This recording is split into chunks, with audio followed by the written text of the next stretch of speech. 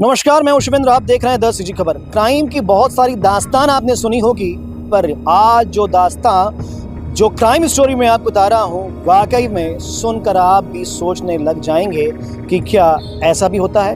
दरअसल पूरा वाकया इस प्रकार है कि 28 फरवरी को सुबह लगभग 6 बजे के आसपास में ग्राम मार्ट के सागौन वाटिका के पास में वहां से गुजरने वालों को एक लाश दिखती है, एक शव दिखता है जो कि अर्धनग्न था और लगभग छत विच्छित हो गया था।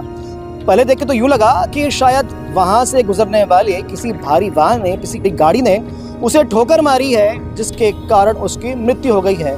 पर अगर गाड़ी की ठोकर से अगर मृत्यु होगी, मौत होगी, तो शव अर्धनग्न कैसे होगा, ये बड़ा प्रश्न था।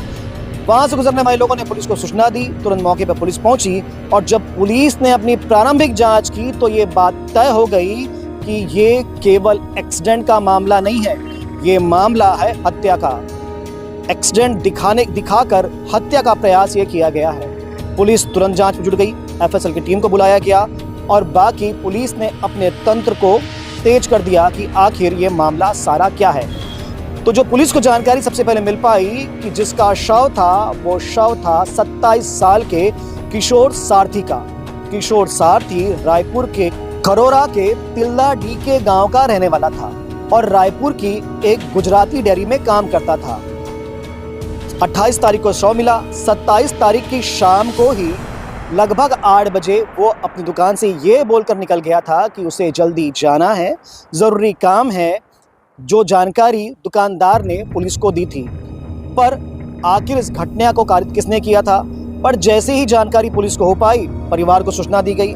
परिवार को जैसे ही सूचना मिल पाई, जानकारी हुई, तो परिवार में तम का माहौल छा गया और पूरा परिवार शोक में डूब गया, खासकर उसकी पत्नी जिसकी उम्र लगभग 25 साल की थी। पुलिस जब अपनी जांच को आगे बढ़ाती है तो पुलिस सबसे पहले प्रयास करती है कि टावर डंप निकाला जाए और लगभग कितने समय का ये वारदात है उसका पता लगाया जाए। तो पुलिस ये पाती है कि पुलिस को एक जीपीएस वहां पर मिलता है, ऑन मिलता है उस समय का, जिस समय का हत्या का प्रकरण बताया जाता है। पुलिस उस जीपीएस का पीछा करती है और पता करती है कि ये गाड़ी किसकी है। जब पुलिस उस गाड़ी तक पहुंचती है तो वो गाड़ी थी थार, और जब थार के माई तक पहुंचती है तो जानकारी मिल पाती है कि एक युवक जिसका नाम गुरु है या नीलेश नाम का युवक है, और वो भी उसी गांव का रहने वाला है जिस गांव का रहने वाला किशोर सारथी था, और उसी ने किराए पर 27 तारीख की रात को उस गाड़ी को लिया था। तुरंत पुलिस उसे उठाती है, गुरु को उठाया जाता है, नीलेश को उठाया जाता है और पूछताछ की जाती है। और पूछताछ के बाद जो खुलासा होता है, जो बात सामने में आती है, वो बेहद ही चौंकाने वाली थी। दरअसल ये जो नीलेश था, जो गुरु था, जिसका नाम गुरु है, नीलेश यानी गुरु ने ही इस हत्या के प्रकरण को अंजाम दिया था। इसके लिए पास ही गांव के रहने वाले 2 युवकों को भी उसने अपने साथ में लिया था। और हत्या किस प्रकार की थी? तो जब वहां से किशोर गुजर रहा था तो थार से 3 से 4 बार टक्कर मारी गई थी। उस समय टक्कर मारने के बाद वो पूरी तरह घायल हो गया था। खींच के उसे थोड़ी दूर में फेंका गया। कुछ दूर में लगभग 100 मीटर की दूरी में उसकी बाइक को फेंका गया। अब बड़ी बात तो ये थी कि आखिर गुरु यानी नीलेश ने इस प्रकार की हत्या को अंजाम क्यों दिया था। तो ये मामला तो और भी चौंकाने वाला है। दरअसल नीलेश का प्रेम प्रसंग किशोर सारथी यानी मृतक की पत्नी के साथ में चल रहा था, जिसका नाम है रोशनी। रोशनी लगभग 1 साल से गुरु के प्रेम प्रसंग में थी। वो गुरु के साथ में रहने वाली थी, रहने की इच्छा रखती थी, और ये सारी जानकारी किशोर को हो चुकी थी।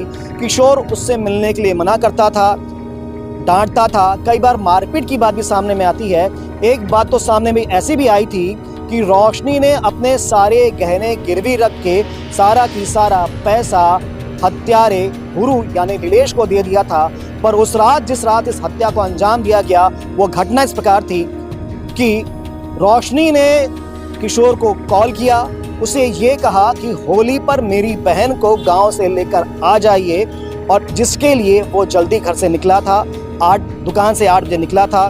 पहले वो सैलून गया, शेविंग करवाई, घर पहुंचा, नहाया, खाना खाया और अपनी साली को लेने के लिए निकला।